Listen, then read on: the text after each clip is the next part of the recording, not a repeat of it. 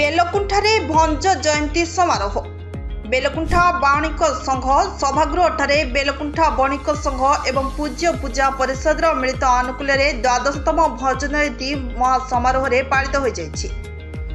विशिष्ट साहित्यिक तथा गीतिकार मोतीलाल पति सभापतित्व अनुष्ठित समारोह में मुख्य अतिथि भाव कवि सम्राट उपेन्द्र भंज महाविद्यालय अवसरप्राप्त अध्यक्ष तथा विशिष्ट भंज प्रदक्ता डॉक्टर कंभुपाणी सामंत जोगदेइथिबा बेले मुख्य वक्ता रूपे वरिष्ठ कवि प्रशांत कुमार महांती जोगदे भंजक जीवनी संपर्क में वक्तव्य रखिथिले।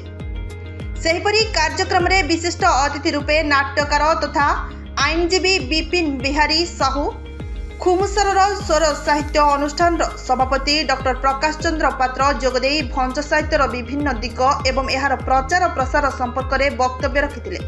सेहिपरि सम्मानित अतिथि रूपे बेलकुंठा बाणिक संघ सभापति सीएच सनत कुमार सुबुद्धि समाजसेवी भी देवी प्रसाद पात्र एवं आईआईटीआई अध्यक्ष मधुसूदन महापात्र मंच आसी नथिले।